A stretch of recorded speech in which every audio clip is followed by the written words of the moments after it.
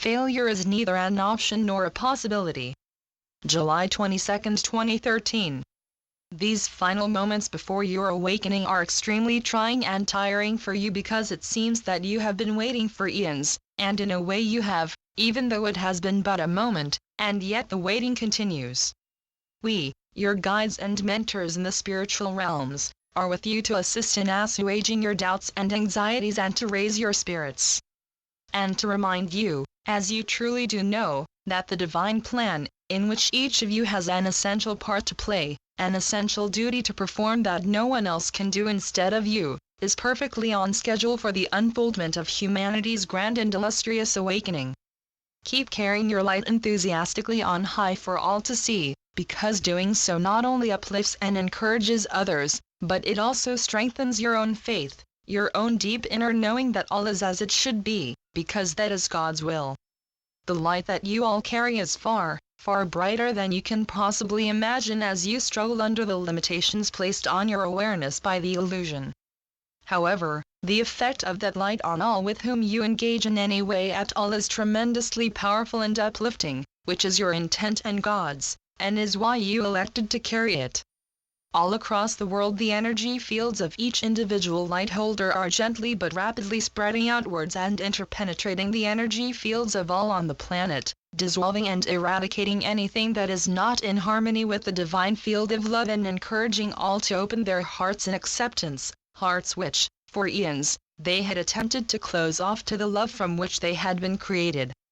It has never been possible to fully close off a human heart from its eternal connection with God, but many have succeeded in refusing to acknowledge that connection to their divine source for many lifetimes.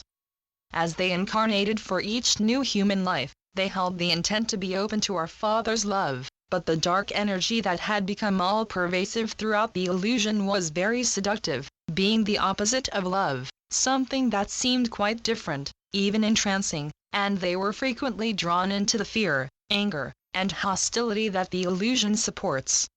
It is very hard for you to understand how you could possibly have chosen to attempt to close yourselves to the divine field of love from which you were created, when you know that before you incarnated you had made the very powerful and positive intent to be open to it.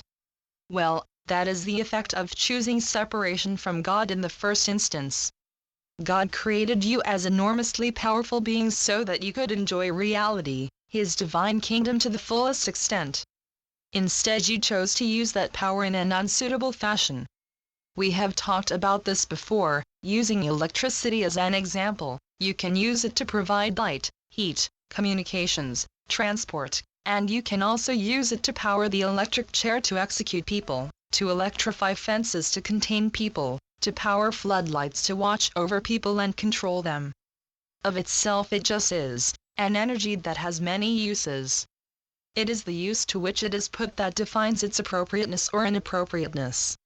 When you built the illusion you brought your immense power with you into it and almost immediately began to experiment with it, play with it, and you discovered the ability to suppress and control others, godlike power.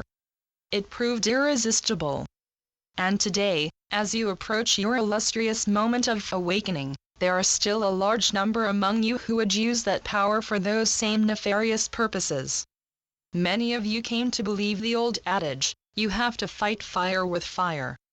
And so you have been fighting among yourselves for eons, the good ones versus the evil ones.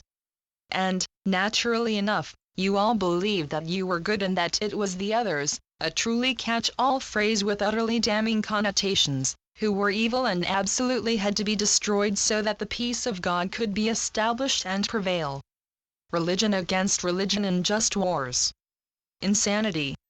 Finally the light, love, which has always been with you and fully available, is being recognized as the only way out of your present cataclysmic dilemmas of perpetual wars, on terror, unjust political systems, evil corporations, the establishment, the anti-establishment, cancer, drugs, poverty, on and on interminably and therefore insolubly.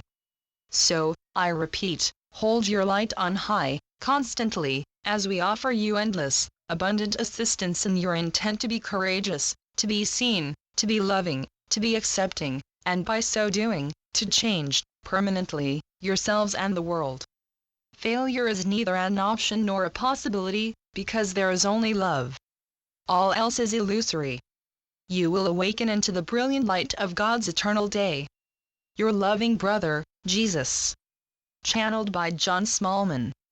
johnsmallman2.wordpress.com